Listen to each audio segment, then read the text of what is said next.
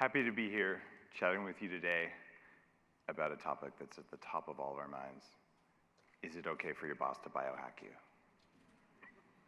What does that actually mean? We're going to go into that, but there's a bit of a problem that's happening you might not know about. Your boss is already biohacking you and you don't know it, and they probably don't either, so maybe there's a way we can do this better.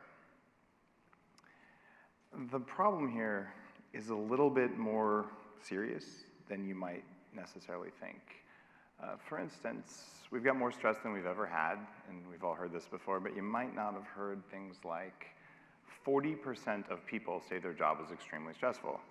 So that means either we're doing a bad job of staffing or people just have more stress in general. And I think that some of that's happening really on both sides of it. A quarter of people say that their job is more stressful than their significant other. That's a quantum shift from like 20 years ago, where it would have been relationships that were more stressful.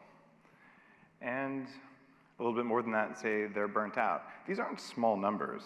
If 1 in 4 of your coworkers is feeling like this, or if you add these up, it's actually most of your coworkers are at least one of these, then you probably aren't working in a place that makes you happy, which isn't a good thing.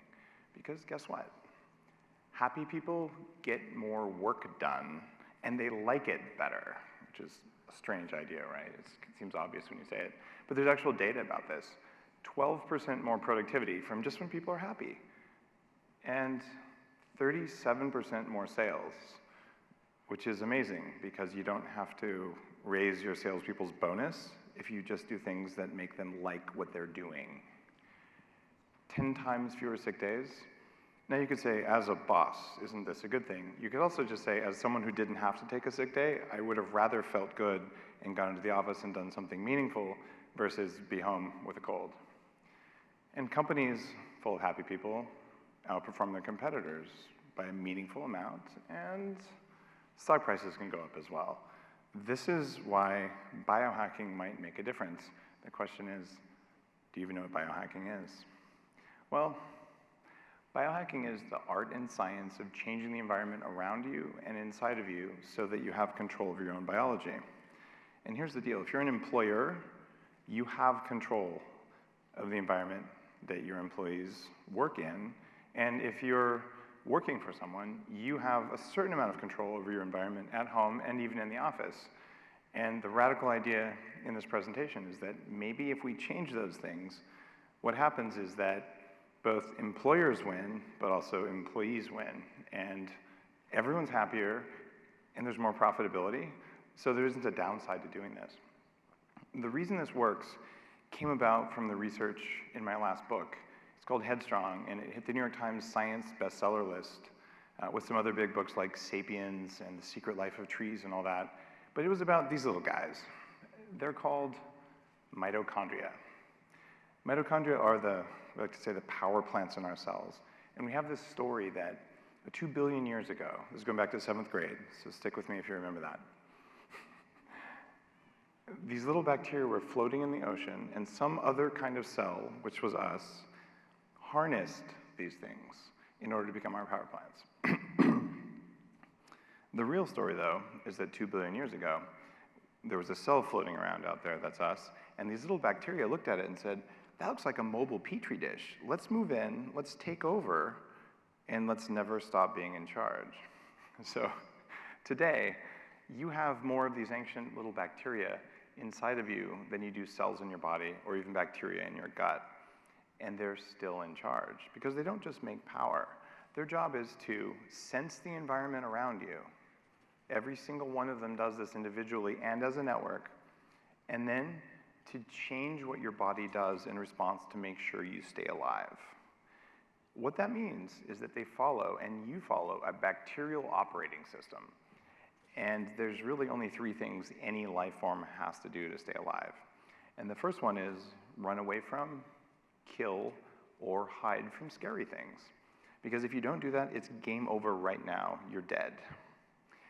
The next thing you have to do, one that we're all familiar with, it's eat everything, right? Otherwise, if you starve, it's game over for the species. And you're going to do that in about a month, depending on what species you are. And even if you're a tree, you follow these same rules. And the third thing you have to do, well, we already covered 2 F words. There's like fear and feed, and the other one's an F word. So you gotta make sure the species reproduces, because if you don't do that, it's game over. So there's 3 F words that are controlling you, because that's what ancient bacteria want you to do. Now I have to ask, have any of you done something you're ashamed of that wasn't one of those behaviors? No hands ever go up. I always hope there will be like someone in the back going, yes. But here's the interesting part. These little bacteria, they're sensing the environment before you do. What that means is that they are literally from every part of your body rolling up a signal about what's going on around you and changing the hormones that your body makes, changing the amount of energy that you have. This is long before you can think about something. And if you don't believe me, at some time in your life, you probably leaned against a hot stove or something, and then you pull your hand away really fast, and you go, good thing I pulled my hand away. It's like, liar. You did not notice you were leaning on a hot surface, and then, oh, I think I smell bacon. I think I'll pull my hand away. It doesn't work like that. Something moves your hand, and then you congratulate yourself for doing it. What is the something that does that? It's a distributed network of a quadrillion ancient bacteria trying to keep your petri dish alive because you're too slow to do it yourself. That's kind of disturbing if you think about it, because that means a lot of the behaviors that we have at work, at home, and just in our lives happen, then we tell ourselves a story about how and why they happened. And this happens in the workplace. And what we know about these ancient bacteria that run us is that they are exquisitely sensitive to the environment around us. They look at light, they look at temperature, they look at sound, they look at everything that might be a signal so they can just make sure that you stay alive long enough to reproduce. That is their sole thing they care about. They also do things like make sure you're ready to run away if a tiger is about to jump on you. They do things like keep your heart beating, making thoughts in your head. They're incredibly useful, but they're in charge, except now that we can think, we're in charge of the environment. So if they listen to the environment, what if we hacked the environment? Wouldn't that be kind of a cool thing? And I'm here to make the argument to you that you have a moral imperative, if you're an employer, to hack your employees. And if you're working for someone, it's actually your job to hack yourself, because if you do it, you'll probably have a much better job and you'll probably get paid more too. I've had countless people at Bulletproof, or not employees, but people who've gone Bulletproof at other companies reach out to me over the years and say, Dave, I took some of the steps to take control of my biology and I got a $30,000 raise. I started a company because there's energy that's available that we can all tap into that isn't tapped into. These guys make energy, but they only do it if the environment's right. It's sort of like growing a garden. If you don't have sunshine and your soil is crappy, it just doesn't work. So what I'm gonna do now is talk about the 5 brain weaknesses that come about when you don't make enough energy because these guys are stressed by the environment they're in. Because they're stressed, they make less energy. And get this, 48% of people under age 40 have what's called early onset mitochondrial weakness. What that means is that you take a unit of air and a unit of food and you don't make a unit of energy. You make less than a unit of energy. And everyone over age 40 has mitochondrial deficiency. They call it aging. And that's not cool. We can do something about that, but only if we know about it. And since we have the most mitochondria in our brains where we do our thinking, you feel this deficiency first in your brain. Forgetfulness. What was I going to say in that meeting? What was that word? What's that customer's name? Things like that. That's not a good thing to have at work. Cravings. I can tell you, when I weighed 300 pounds, I had meetings. This is at the company that held Google's first server, when it was 2 guys in a server. And I'd end my meetings at 11:45. And I would literally look at the people in the room and say, I'm really sorry, but if I don't eat now, I'm gonna have to kill one of you and eat you, so I'm out of here. Fortunately, it was my meeting, so I could do that. But that's not really an effective functional behavior. So this was a craving, and it turns out there's a difference between cravings and actual hunger. Hunger's like, you know, I should eat sometime the next day. I'm a little hungry, but I've got this. And a craving is, if I don't eat now, I'm gonna die. that's actually a lie coming from your cells, or it's because your cellular biology isn't working. But if you have people in the office trying to pay attention in a meeting, and there's a plate of bagels calling to them, what's going to happen? They're going to think about the bagels, and they're not going to think about the meeting. And if you can help your employees not have cravings, they actually stay calm and focused. By the way, it works for 6-year-olds too. It's kind of amazing. Inability to focus. I really want to get this done, but my mind's all over the place. This is a mitochondrial-derived behavior. Low energy, the person who shows up to the meeting and it's just down, can't really pay attention, is just always tired. They don't want to be tired. It's not that they're a bad person. It's not that they aren't trying. It's that the energy isn't there. Well, where's the energy come from? Those little bacterial bastards who think they're in charge of us. Like, we got to do something about them. And the worst one of all is probably moodiness and anger. Even I'm not immune to that, although I'm pretty well biohacked at this point. I might have sent a few angry emails at 2 in the morning I shouldn't have sent. We've all done that. But what about customer support? That's probably the hardest job you could ever have, because your job is to pick up the phone and have a customer yell at you over and over and over. If you're dealing with moodiness and anger because you have a wiring problem in your body, what's going to happen? Eventually you're going to snap and tell someone to go screw themselves. And frankly, maybe that was really what they deserved, but it's your job to not do that. Like, how do you build resilience into your brain, into your mind, into your willpower, into everything? That's what hacking yourself, or that's what hacking your employees actually does. And this is something I've made a practice of at Bulletproof. We've grown pretty dramatically, raised about $30 million in venture funding, and we're national at Whole Foods, and you can see Bulletproof stuff all over the place. And along the way, I've had to deal with these things myself, and we build this into our culture and our hiring practices. And I'll tell you guys some of the things that we actually do to hack our own employees, and I'm calling on you to do the same thing. Your willpower actually comes from biology. It doesn't come from being a good person, and it doesn't come from wanting, even in the slightest. And here's why. Every time you make a decision, it takes away your willpower.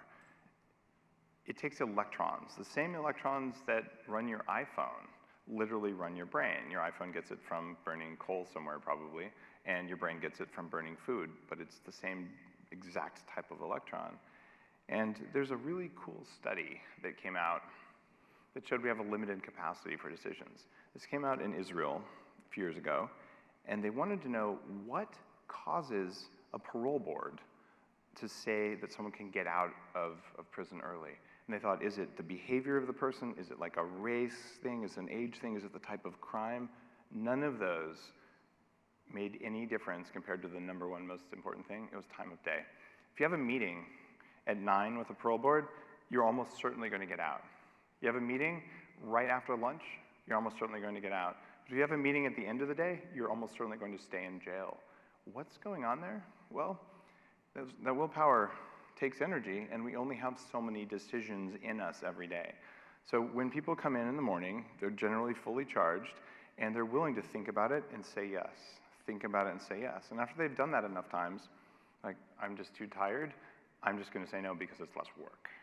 And then they get recharged at lunch, they do it, and then because, well, they probably ate a crappy lunch, they have that 2 o'clock decline, and then it's game over from there.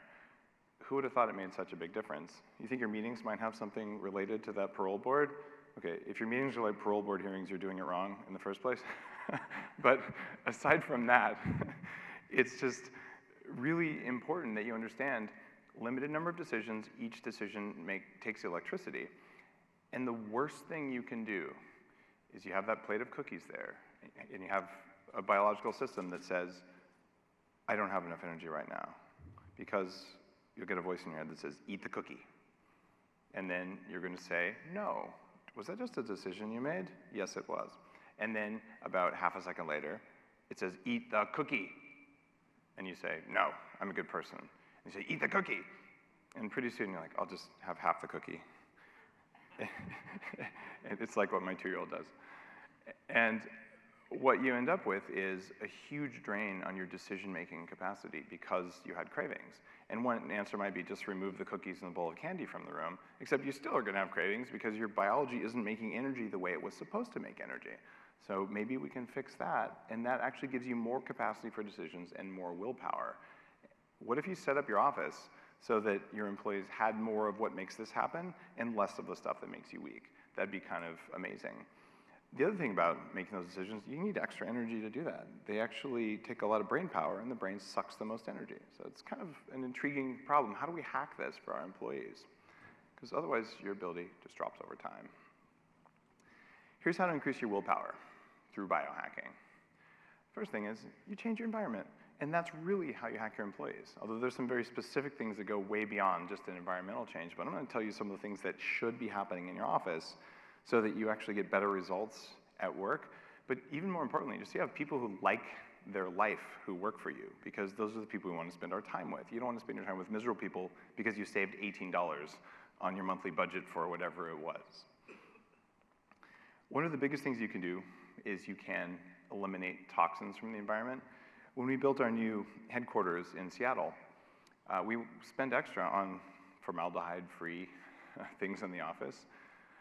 Back when I was at that company that held Google's first server, we moved into a new headquarters that we built right in Great America Parkway, where sort of all the big tech companies were for a very long time. And of course, we did all the things you're supposed to do to save money. We put in all the cheap carpets that looked nice and were full of chemicals. We put in new cubicles, and then we turn on the environmental recirculator thing. You want to save money? One of the easiest things you can do is take the air people have already breathed that you've already paid to cool or heat, and instead of exhausting it and getting fresh air, you just recirculate that air full of all the stuff off-gassing from the furniture. So it was amazing. For that first 3 months, everyone had allergies. People who didn't have allergies. They didn't have allergies. What they had was a response to toxins. It turns out now we understand these mitochondria in our body are exquisitely sensitive to toxins in the environment. So you're like, well, I'm tough. I can be around, some stinky furniture. It's not going to hurt me. No, it's not going to kill you right now. But it is going to slightly decrease the energy output from your cells. And when you do that and you stack it with a bunch of other things like that, all of a sudden you're like, I'm looking at a 20% lower energy output because it's death from 1,000 cuts. And your job to hack your employees is just, you don't have to be perfect, but just remove some of these when it's cost effective and easy. And what you end up with is like, wow, everyone's happier, they're healthier, and they don't have mysterious allergies that go away 3 months after. In that case, I actually talked to the building manager and found out he was doing a 50% air recirculation. And fortunately, I was just barely influential enough to get him to turn off the recirculation so we could actually get fresh air, so we could vent the building. And I'm convinced it had a meaningful impact on the quality of life and the output from everyone at this company. You can also do things to stabilize the energy in your body, and these are mostly food-based things, but well, sometimes things like sleep matter. And what if you added nootropics, cognitive enhancers? That's something that we do at Bulletproof, where everyone in the company has access to nootropics. Why? Because if you have brains with more energy, the ability to think faster, or just make better decisions, no matter what level an employee in your company is, you have chosen to make an investment in them, and they've chosen to make an investment in you by spending their time and energy at your company. So if you can help that just a little bit, the ROI for both of you is exceptionally high, because all you need is a few better decisions, a few better actions. If whatever that person is doing is worth enough to pay them to do it, paying them a little bit more isn't going to change their ability to do the job or their willingness to do the job. But taking that same amount of money and investing it into their environment, or even into something as radical as nootropics, they got the benefit, they get to take it home with them, but you got the benefit when they were at the office. So you get more out of the same resource, you get more out of the same number of hours in the day, which is kind of radical thinking, except wait, don't you have like the office medical kit that has Band-Aids and Excedrin, PM, and all those headache things? We already kind of do this, we're just using crappy old technology. I think we can do better. And you can just stop wasting your willpower, and the biggest way you waste it is by thinking about cookies all the time. So maybe there's other things you can do around business processes, and don't make people make stupid decisions like 17 clicks for their expense reports, and things where just clean business processes make us all happy. But seriously, getting rid of the cookies might help. What this means, like, you're in way more control than anyone ever told you. And that also means that it's your fault, and sorry to tell you that. So if you are dealing with a company full of people who are unhappy, or if you just don't have the energy that you wanted to have, it is your fault, because now you know you have control. And it's not your fault because you did it on purpose. It's your fault because you didn't know you had control, but you did have control, and you can do something to change it. And that's been the whole core of creating the field of biohacking, writing that first definition of it to pull together things from Navy SEALs and anti-aging research and anti-aging medicine and all these different professional athlete type of things. Because many different people want different results biologically, and the tool set's always the same. And the idea is, look, if what you want to do is you want to get swole, that's great. You can use biohacking to do that. And if you wanted to lose 100 pounds the way I did, great. Or you just wanted your brain to work, great. Or you just wanted to have enough energy after you work for 10 hours and drive home to be with your family or go see your friends or go out and exercise, whatever is important to you, managing this is the most important thing you can do. And if it's not working, you can change it. So here's the pyramid of hacking, specifically hacking your employees. It starts with environment. If you're not doing that right, or at least partly right, you're leaving a huge amount of money on the table as an entrepreneur or a manager. And if you work at a place with a crappy environment, it's your life. Like, get a job at a place that has a good environment. It's called a hiring advantage. And it's something that's made a huge difference at Bulletproof by creating an environment like this. It's helped to attract some amazing people to the company, even though they were at bigger companies with very high compensation and stock options. Like, but no, I want to be in a place that values me and a place that has a mission. And that's part of changing the environment. You're going to get in a couple slides specific changes you can make. And mindfulness and meditation practice is something that makes sense for you. Is it that hard to build this into your company culture? It's actually not that hard, and that's something that we do at Bulletproof, and I'll explain more about that also when we get into that one slide. Nootropics that support energy production in the brain are totally something that every employee has access to at Bulletproof. And there's some big gun nootropics that I'm putting in here. These are mostly pharmaceutical substances that are really strong that you're probably not going to give your employees unless it's part of your medical plan, because they're going to need prescriptions, but I'll tell you what they are anyway, because hey, I might have taken one of those for 8 years straight. I was doping in business school and it totally worked. It wasn't really doping because I told everyone. It's only doping if it's secret. First thing up, food matters. And you look at companies like Google, who made it popular. Oh yeah, look, let's serve these employee cafeterias and all that stuff. Because I'm like OG Silicon Valley, Google's headquarters actually used to be a company called Silicon Graphics. They were the first company in Silicon Valley to have espresso machines for their employees. So I used to like sneak onto their campus and get free coffee because I had friends there. It was awesome, like every day after lunch. And the building has morphed, and they put in these really big food things. But over time, you talk to Google employees, the food quality does this, because we're always watching the bottom line. So the food isn't as good now as it was 10 years ago at Google. And this is not to pick on Google, they're a pretty darn epic company. But this happens at every big company, and we say, I'm gonna do this. And at small companies, like, oh, we're gonna do pizza. Do the cheapest pizza we can get because the engineers won't care, they got pizza. Well, maybe you ought to spend a little bit more if you go to the trouble of bringing the food in. And the reason to spend more is on food quality, because higher quality food makes people feel amazing. The deal is you should get a food high after you eat. That's one of those, I just feel good, not I feel wired and where's dessert, which is what happens when you eat most office meals because they're primarily meant for cost. Don't skip on coffee. All right, full disclosure, you guys might have noticed I run a coffee company. But if you poll any employee anywhere about something they hate at the office, the odds are high it's the coffee, because you have, full respect to my CFO, you have a bean counter and not a coffee bean counter making the decision on the coffee and saying, oh, you know, I'm gonna get whatever stuff I can get, and invest a little bit there. Just have something good for your employees, because coffee is one of Mother Nature's original performance-enhancing substances, and it's worked for thousands of years. You probably wouldn't know this, but the original tribe in Ethiopia who discovered coffee, they would roast the beans and then pound them with rocks, so their competitive tribes didn't know what it was, because they didn't want them to know about their secret. They would mix it with ghee, this is clarified butter, and make little balls of this stuff, and they'd eat it before they'd go into battle with a competitive tribe. Isn't that cool? I had no idea when I started Bulletproof that happened, but that's like the neatest thing ever.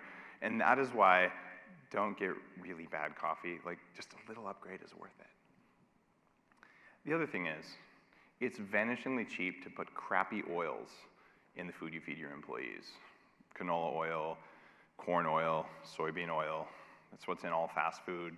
Well, if you put quality fats in the snacks, in the snack room, here's the deal. Every cell in your body is surrounded by a membrane, and that means you're probably going to think of something like a baggie or some latex membrane thing like a latex glove. But it's not like that. It's actually tiny droplets of fat. And what happens if you put the wrong fat into the body or highly oxidized, damaged fats from cheap food?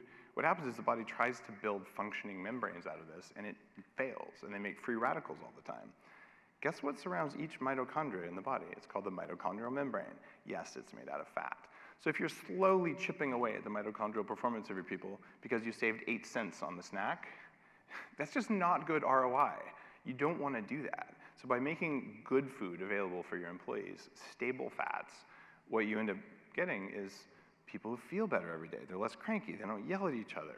Less HR calls. Like, it's just a good deal. And cutting sugar is a really good idea. I talked to a coaching client years ago at a big hedge fund in the UK. This woman had so much willpower.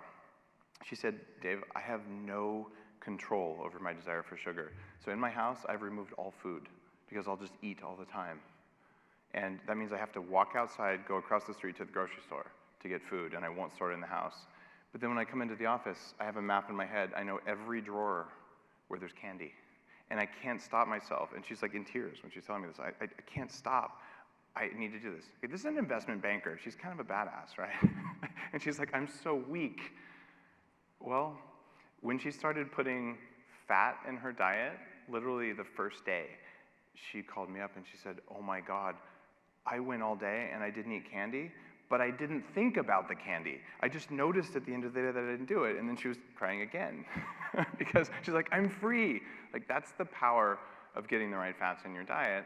And if you're torturing your employees with bowls of cheap candy full of artificial colorings, which also mess with your brain, by the way, to put them in the boardroom, in the conference room, and at the front desk, cut that out. Like, put a bowl of nuts. How hard is it? And here's another thing. Tap water is gross. No one I know ever likes to drink tap water. Some cities you go to, I swear, yes, there's a drought, but diluting the water with Clorox is not okay. But if you're giving that to your employees every day, when you drink water that has stuff in it that shouldn't be there, it messes with your gut bacteria. Did I mention that we're powered by bacteria? Well, the bacteria in your body talk to your gut bacteria via chemicals and even via light signaling. And if you're having people stay hydrated every day with polluted water, seriously, you're doing it wrong.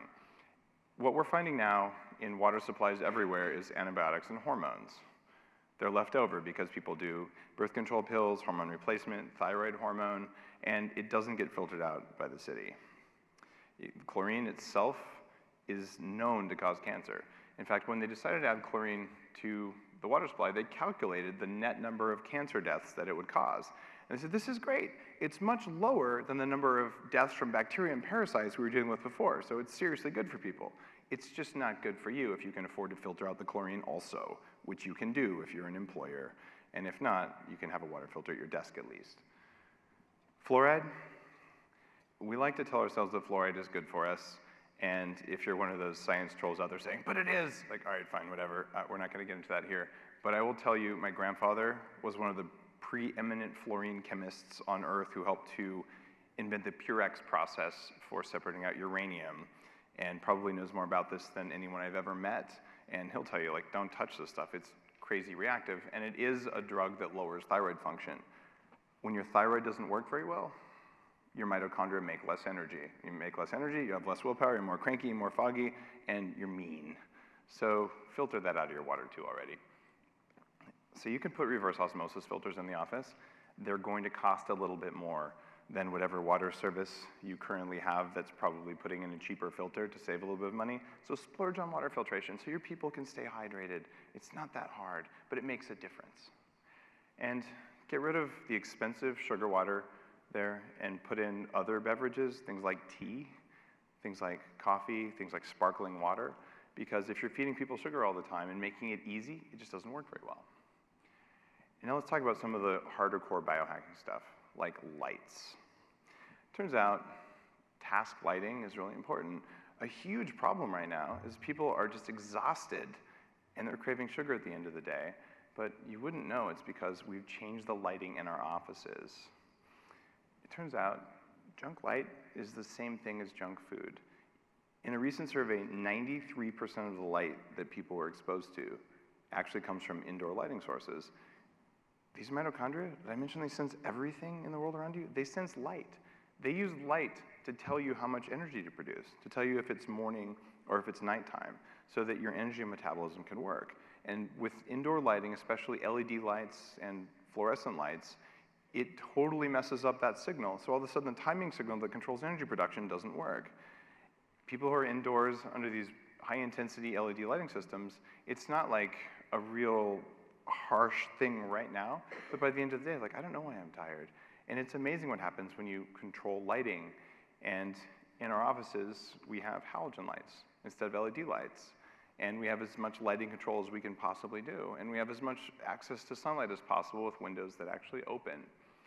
Another thing, every Bulletproof employee has a pair of glasses that block half the blue light. And these are called True Dark.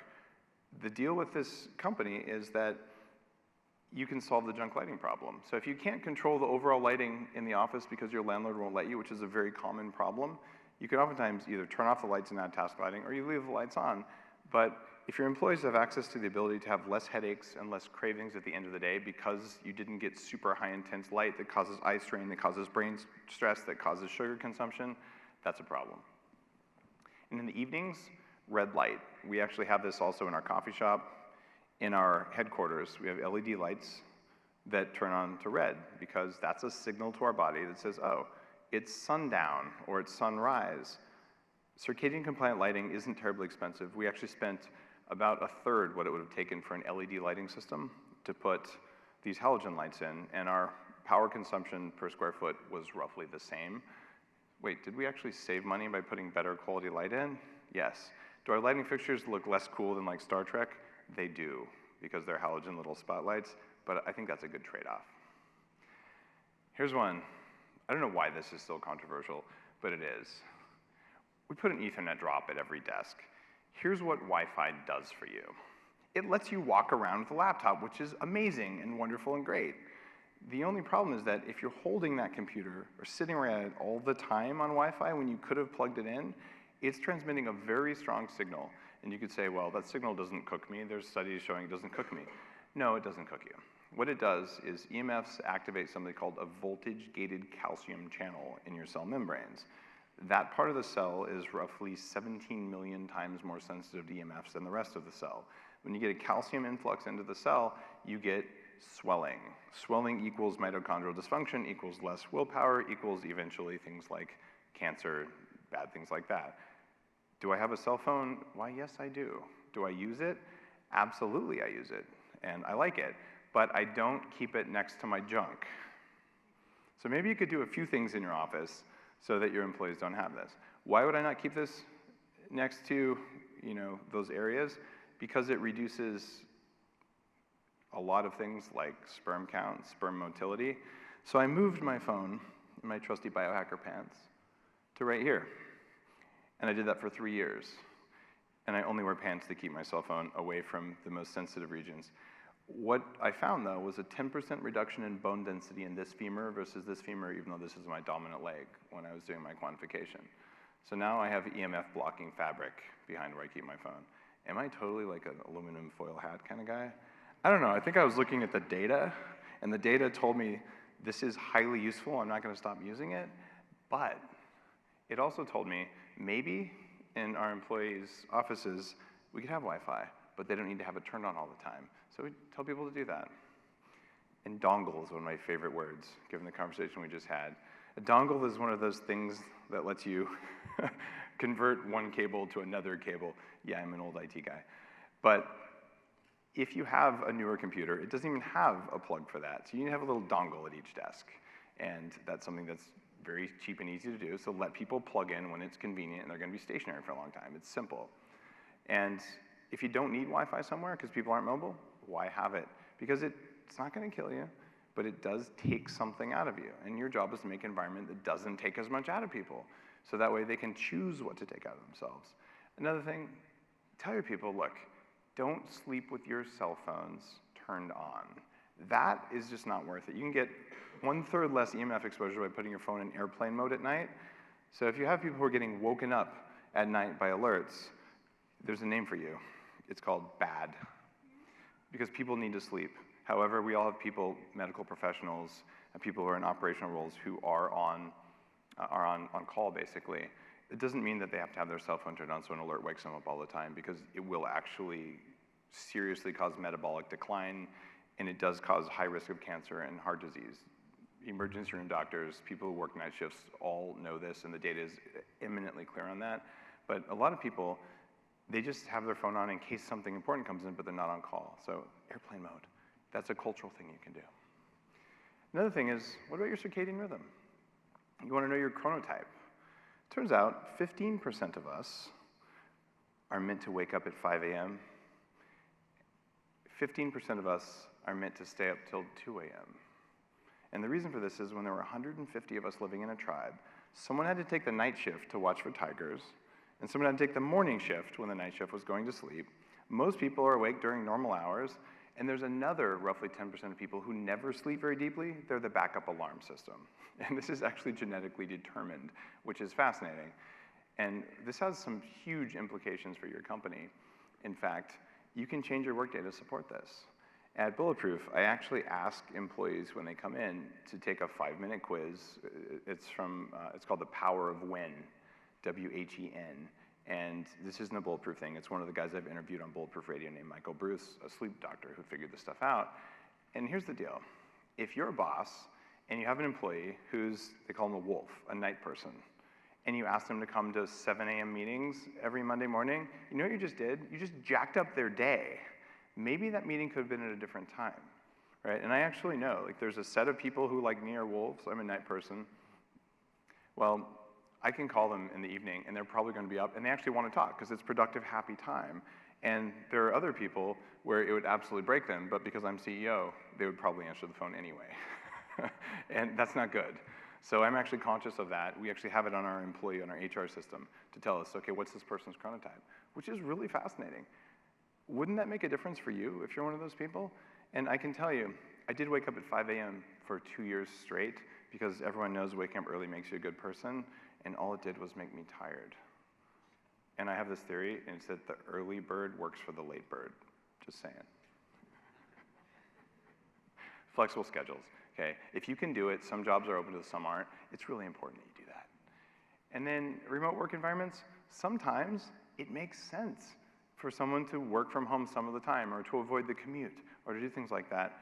Sometimes it works, sometimes it doesn't. There's different employee cultures, but this is something that you're doing that massively affects energy production in you or in your employees. And it's not something that you've probably thought of as affecting quality of output and quality of life. But the return on investment from turning this on for the right positions and for the right people, it's a very high return that you get from that. And also, every office has one person who's either hot all the time. I think the worst example of that is Tony Robbins. If you've ever been to a Tony Robbins event, it's famous because it's like 40 degrees in there, because that guy is like the hottest human on earth, and he's just like pouring out sweat all the time, and there's air conditioners blowing up on him and stuff like this. And I didn't know this when I first spoke on his stage. And I'm standing there, and there's like my shirt's billowing out, and I'm like, why am I so cold? And that's because Tony's hot. But he's in charge, and he makes it cold, so everyone else is cold. Well, you also might have that person who's like always wearing 2 sweaters and a scarf, and it's the middle of summer. And those people are the ones who are most likely to be the thermostat monopolists. Neither one of them is right. What that means is you need to say, look, wear shorts, or get a fan, or wear a parka. Because if you have a mid-range temperature in your office, everyone will be happy. We're also tempted, if you live in Montana or somewhere, oh, it's winter, it should be 87 degrees inside so you can be warm. Well, then you end up with this very cold outside, very warm inside. Guess what that does to your mitochondria? Like, what the hell environment am I in right now? I don't even understand what's going on. So you want middle of the road temperature, and if people are outliers, they should not be allowed to make everyone else less comfortable and less effective. And that means a few people who will be vocal and less pleased, but everyone else will be more higher functioning, which is important. And so extreme temperatures are stressful, I just mentioned that. 72 degrees didn't convert to centigrade for all of you non-Americans here, but about like what it should be indoors, you know what I'm talking about. You can even play with sound and pressure. This is something else that's almost as unknown as the problem with light. And it's that sound matters. And it's not just that your brain responds to it, your cells themselves do. And we know this because there are some aggressive anti-aging things that I write about where we actually use sound waves to turn on cells in the body that are turned off that can actually go in and repair parts of the body. And there's all sorts of studies about what music does, not just to your brain, but to your cells themselves. Cellular biologists know if you're culturing stem cells or bacteria, they put them in these little things, you've probably seen them on the movie, they're sort of gently moving the culture back and forth. That movement matters. They don't do that because it looks cool, they do that because they die if they don't get it. So maybe that's an input that matters environmentally. It turns out you have that really loud buzzing air conditioner and those constant low-grade hums. Those suck energy from people, but it's something you're not going to be conscious of. So if you have the squeaky, loud, annoying thing, do what you can to make it a little bit quieter, to remove the background, just ambient noise that doesn't help anyone. You might consider just paying for noise-canceling headphones if you have an open floor plan. The trend went to open floor plans, and we have one at Bulletproof because it really fosters collaboration. But if you've ever seen a bunch of either creatives or engineers at their desk, what do they look like? Headphones on, hunched over their desk, just trying to pay attention in a noisy environment. So at least help them do that. Get them good headphones. Echo cancellation. One of the things that really matters, buy those really annoying looking, they look like panels from a cubicle, but you stick them to the walls. They're called sound baffles. And if you have an echoey environment and you want your people to work and they're doing it all day long in there, it actually takes energy to filter out all those different sounds. None of these are like, wow, I do that one thing, I'm just gonna double my company revenues. What you're doing is you're chipping away at employee productivity and you're doing it without knowing it. And you're also chipping away at employee happiness, which isn't cool. And if you can just make these tweaks in your environment and walk through instead of a lens of, is it beautiful, which you want, but is it functional and does it support our biology, you end up hacking your employees because you change the environment they were in, which is pretty powerful. You might even do this radical technology. It's called walls. It means that you have an office and like you close the door so it can be quiet. And just saying, I mean, I've heard of this. It's an ancient thing, like from caves or something. You can also just look at air quality. Air filters in every room are a really good idea if you're in a closed building. I'm staying at the Fairmont right now. Brand new, beautiful hotel, and it smells like a construction zone in my room. And I wake up every morning like full of crud because the air in there is already recirculated and it's full of new furniture smells. You do this every single day? Come on, get an air filter, they're not expensive. Windows that open, Jeff Bezos is my personal hero, not because he grew Amazon to be a $1 company and trained some of my best employees who I hired from Amazon. I'm looking at you, Anna. But the thing he did is he said, you know what? I'm a kabillionaire and I'm done with this. I'm building new buildings for Amazon and the windows will open and I don't care how tall they are. And the architect's like, you can't do that. He's like, oh no, I'm Jeff, I think I can do that. And so they had to re-engineer the buildings. So if you go to Seattle, there are actually tall buildings, like 20 plus stories, where the windows open. This is actually something that makes people perform very, very well. Funny enough, Bulletproof headquarters, only on the 4th floor of a building, are windows open too. It was part of our requirement for getting the place. And 100 million structures in the US right now have water damage that causes toxic mold to grow. I shot a documentary on this because one of the reasons I weighed 300 pounds was this problem. I can count 5 employees at Bulletproof who had toxic mold at their house that seriously messed up their brain. Because one of the first things that bacteria decided to fight with 2 billion years ago was fungus. Antibiotics come from mold and they kill bacteria. So if you're living in a place where you're breathing a little bit of mold, you can't see it, the air just smells a little funky maybe, it seriously degrades mitochondrial performance, you get memory problems, you get crankiness, and you get all sorts of weird things going on. if that might even possibly be an issue. You see a stain in the ceiling tile, test the air, get an air filter, and you'd be shocked at how many workplaces have people who are just constantly tired and sick, headaches, migraines, light sensitivity, and just weird weight gain, things like that. It's an environmental problem. And watching Moldy Movie has changed a lot of people's lives because I interview a dozen doctors and a dozen people have been affected, including stockbrokers, hedge fund managers, doctors. It's a real problem that is unacknowledged in the workplace. So if you're in a sketchy strip mall that hasn't been well maintained, you probably have this going on in your office. It'll cost you $400 to test your air. It's totally worth it. Help your employees exercise more in less time. 20-minute walk, high-intensity 15-minute weekly workout, a vibe plate in the office. And if you want to feel what a vibe plate is like, this is the frequency that NASA uses to help astronauts recover more quickly from space travel. We have a bulletproof activation where you can go try these things out, which is kind of fun. Brain training for less stress is something that we do. So you can have led meditations at work. No, meditation is not prayer. There's no religious connotation. It's just a calmness thing. Neurofeedback is another technology that can make a huge difference. And we actually, for a while, had neurofeedback equipment in the Bulletproof headquarters, and I've sent several members of the team to the Neurofeedback Institute that I started for cognitive performance because it can be so powerful. This is something that some employers are doing. We also have bought heart rate variability, $100 devices that let you train away your fight or flight response. They plug into your iPhone. It's called Heart Math. We bought those for many of our employees so that they can actually have a focused meditation, which is really cool. There are sounds people can do, and we have a practice that I'd like to share with you. Before our executive staff meeting every Monday, we have a gratitude practice, which means everyone on the call says something they're grateful for. And sometimes it's like, I'm grateful because like this project is going really well, but more often than not, I'm grateful I got to go to my kid's soccer game. I'm grateful I got to spend time doing this, or I'm grateful for whatever it is. Because it turns out, your body is keenly wired with this fight or flight response, that first F word, fear. Well, you cannot be grateful and fearful at the same time. So gratitude is a way to turn that off. And yes, it takes 10 minutes at the start of the meeting. Does it make for a much better meeting where people are more connected to each other? It absolutely does. Like, that's a completely free hack. It's just a best practice. And it also lets you connect with your team, especially remote people. You don't see each other every day. It makes a really meaningful difference. And there's some members of the Bulletproof exec team here who are nodding their heads because we actually do this all the time. I also think that you guys want to know about broad spectrum nootropics. There are a set of things that increase brain functioning because they just give you more energy. And I don't mean like ampy energy. I mean they make your cells do more of what they're supposed to be doing. And these are called mitochondrial enhancers. There's a bunch of plant-based compounds. Things like bacopa, which is a shrub, ficitin, which comes from seaweed, or rosemary, it turns out, is a cognitive enhancer in studies, apigenin from grapefruit. You didn't know about any of these things, did you? It turns out these are Mother Nature's cognitive enhancing compounds. All of them work because they're enhancing mitochondrial function, which makes your brain work better. There's a saffron extract that we use that has profound effects on the brain. Tea extract, coffee berry, is another thing that raises your neuroplasticity levels 4 times more than exercise.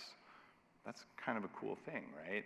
And something called Kana, which is an unknown bush from South Africa that's in our Zen mode. And this stuff also has very potent effects on the brain. Every Bulletproof employee gets more than $150 in stored credit every month and a massive discount on top of that, which is enough for them to get the Bulletproof course, the good fats and all the things like that. Why do I do that? That's actually more than health insurance because the return on investment is so high. And it's not just the return on investment in, oh, Bulletproof will make higher percentage EBITDA or something. It's actually return on investment in that people like their lives, and then we are nice to each other, and we get to have a good time when we're at work, and the company does better. And if you have that mindset, there's a clear argument to saying maybe you want a bottle of this in your employee break room. Maybe you don't. But this is something that I think is as important as food. And I'll tell you, this isn't a full-on product plug. I put all those in my products. I've spent the last 3 years working on the research and putting all this stuff together, and you can find all that stuff online. I'm not here to sell that stuff to you, but I just want you to know this stuff, there's clear research on it, and it works, and you can use it. And if you're not using it, what is that costing you? And what I think is it's costing you a decent amount. There's also these big gun nootropics. Modafinil is known as the limitless pill. I was on ABC Nightline about 8 years ago. They flew up to my house because I was the only Silicon Valley guy who was willing to talk without a bag over my head and say, yes, I took this every day for 8 years, and it totally saved like my relationships. It got me through business school, and I wouldn't be here today if I hadn't done it. But I don't use modafinil anymore because when you tweak your biology all the way, you may not need it. There's an upgrade to it called R-modafinil, and there are a lot of Silicon Valley and Wall Street people who are using these today, either regularly or just, okay, I'm jet lagged, I flew to another country, I just don't have what it takes. And this has the same risk profile as about ibuprofen. It's not without risk, but it's not a high risk drug. And it is something the military started using for pilots. They used to use meth or amphetamine salts, which isn't technically meth, but very close. And it turns out when people take a lot of that, they want to kill people. And if you're a pilot and you have like the button there, you probably don't want to be killing people unless you really want to be killing people. So they switched to modafinil. In fact, I think they have both now, where you can choose whatever works best for you. But modafinil doesn't make you want to kill people, but it does make you wonder why everyone around you is so damn slow, right? And that's maybe a more peaceful way to approach this. There's a class of drugs called racetams, and my favorite is called aniracetam, and I write about this a lot on the Bulletproof blog. I've taken this stuff for 20 years, and these are pharmaceutical compounds originally made and distributed by Sandoz Pharmaceuticals, the large European pharmaceutical company that also brought you LSD in the late 60s. But basically a big multi-billion-dollar sort of thing. So these are well studied, but they're almost unknown in the US. And these increase oxygen levels in the brain, protect neurons, and I like the one that I use, aniracetam, because it increases memory I/O, the ability to get things in and out of your memory. Now, as an employer, you probably don't want to be buying these. The racetams are not prescription, but they're sort of gray zone. You can buy them online. I don't know that you've got to talk to your insurer before you do that, but your employees may be on these, and you may be on them. I certainly am. And there's another one called L-deprenyl. At large doses, it's an antidepressant. At small doses, it's a serious cognitive enhancer, especially for people over 30. And these are just unknown. However, they have huge effects. So if you're an entrepreneur or you're looking to just get ahead, these are the things you want to do research on because they matter. And now, I'm going to show you guys the gratitude practice that I actually do. And I'm going to read it to you because I stole it from the Dalai Lama. Was that bad? Hopefully not. Every day, think as you wake up. Today, I'm fortunate to be alive. I have a precious human life. I'm not going to waste it. I'm going to use all of my energies to develop myself, to expand my heart out to others. I'm going to have kind thoughts towards others. I am not going to get angry or think badly about others. I'm going to benefit others as much as I can. If you hack your employees the right way, you hack yourself the right way, that kind of thinking that says what I have is precious, I'm not going to waste it, that's what matters. Because when you don't waste it, there's a fourth F word I didn't mention that bacteria do. There's fear, there's feed, the other F word. But the final thing that bacteria will do is they'll make kombucha or yogurt. The fourth F word is friend, because we are wired to be kind to each other, but we are only kind to each other when we get those first three F words out of the way. And if you can help your employees do that, we will naturally support each other at work, we'll support our families, our friends, and if someone cuts us off in traffic, we're a lot less likely to get out of the car and kick their ass. Like, it's that big of a difference. Your emotional stability comes from having gratitude and having enough energy to actually give back to other people, and that's why all this biohacking stuff matters, and that's why you have a moral obligation to hack your employees. Kind of a big thought there. That's why I'm here to give you this talk today. And there's a final quote I want to share with you before we take a couple questions. It's a quote from Henry Miller, and he says the goal of life is not to accumulate power, but to radiate it. And here's the deal. You can get rich, you cannot get rich. You can save money, but the power that you make every day, you have to use it. You cannot accumulate the power. You don't have like an extra battery pack the way your iPhone does. So what are you going to do with it?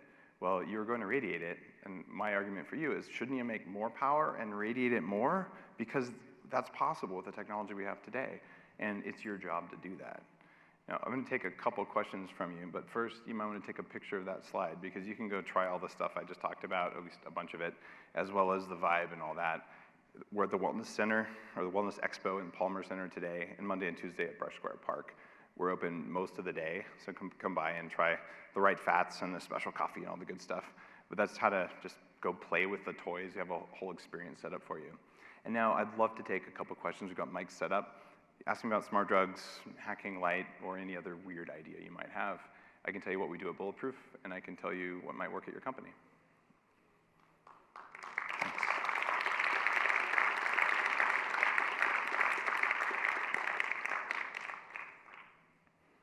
If there aren't any questions, I have exactly 2 minutes of your time left. Here's one. You want to use the mic? How much sleep do you get a night? I get, let's check. I've been monitoring my sleep for about 10 years because one of the highest ROIs you can get is on your sleep. Over the last 1,789 nights, my average sleep is 6 hours and 6 minutes. There's a study out there that shows people who live the longest sleep 6.5 hours a night. And this was the first study with enough data to really tell you what's real. And this isn't to say that people who sleep less live longer. It's just to tell you that people who need less sleep are healthier. And it's routine for people who go on the Bulletproof lifestyle to say, I just need an hour less sleep to wake up and feel like myself, like I like this. And it's because the repair processes while you're asleep are driven by mitochondrial function. More energy, better quality sleep. Better quality sleep, you need less of it. So it's not about the length of sleep, it's about how good you are at sleep. And different people are going to need different amounts genetically, but that's a fascinating question. I don't know how to hack that for employees except through light. What about stronger toxins like alcohol? How much do they affect the kinds of things that you've been talking about today? Ooh, awesome question. What about stronger toxins like alcohol? Here's the deal. I want to tell you that alcohol is really good for you. Just only 1 or 2 glasses of alcohol a day are going to make you live longer and not get Alzheimer's disease, except I'd be lying to you. Alcohol contributes to inflammation, contributes to cancer, contributes to mitochondrial dysfunction. And if you're going to drink alcohol, there's an infographic on the Bulletproof website that tells you 2 things. One is which alcohols are less likely to cause problems because of the other toxins they have, and also the damage that alcohol causes is well understood. So there are things you can do as a biohacker to turn off, it's called an aldehyde spike that happens after you have that first drink. So there are supplements you can take that literally stop a lot of the damage. So we do serve some clean types of alcohol, even for Bulletproof employees sometimes, because people like to drink. And you don't have to be perfect on the Bulletproof lifestyle. You just want to acknowledge when you're doing something that isn't good for you instead of pretending it's good for you, and then take protective measures for it. Seems a little silly. What are your thoughts on microdosing LSD? I actually have written about microdosing LSD in my book that comes out in December. And microdosing LSD is something that I started talking about 4 years ago on the Bulletproof blog. And it's something where you take about 5% of a dose of acid, and you do it either a couple times a week or even every single day. And it has effects very similar to the racetam family. It's relatively subtle. And my take on it is that you're taking a relatively strong legal risk for a relatively small bump in performance. So is it worth the trade-off there? It might be for you, but it's not without risk on the legal front. On the biological front, it works. For some people, it works really well, and it comes at very, very low risk at those doses. Hi, my name's Michael. I just wondered how much scientific kind of double-blind testing there is to your methodology, because there's a lot of dodgy practitioners out there taking advantage of people. So I'm just interested in your view on that. The vast majority of the things I talked about here come out of PubMed studies. Some of them are double-blinded, some of them aren't. But it's very hard to double-blind someone on a study on light. The light has to go into your eyes. Like, how do you do that one? However, we can show you, and I've been down to like the Salk Institute and talked with Sachin Panda and looked at rat retinal cells, something called melanopsin sensors, and where they're really teasing this apart. So we understand more mechanistic science than we have before. Every one of the supplements I talked about there for cognitive function has at least 2 clinical trials behind it. So there's a ton of data out there. And one of the problems we have is that there's a huge amount of funding that goes towards pharmaceutical research, but there isn't a huge demand for someone to say, I'm going to spend $2 million on a double-blind trial of rosemary. Because how do you patent rosemary to pay back your $2 million? But it turns out there are a lot of researchers doing research on things like that and saying, well, what are the effects that we're seeing in mice? What are the effects we're seeing on people? And it turns out there's very positive effects. My first book had 1,300 references. I have some of the world's top physicians, both on the Bulletproof Radio Show where we talk about this stuff, and even on the back of the books where I talk about the set of things that are there. And it turns out the recommendations from observational things and studies around hacking your sleep, well, the Nobel Prize for Circadian Biology was just awarded basically last year. And it turns out some of their new findings mirrored the best practices in the book that we knew from observational stuff, but we didn't have the mechanistics behind it. As a hacker, your job is to take over a system where you don't know everything about it. Can you change the inputs to get the outputs you want?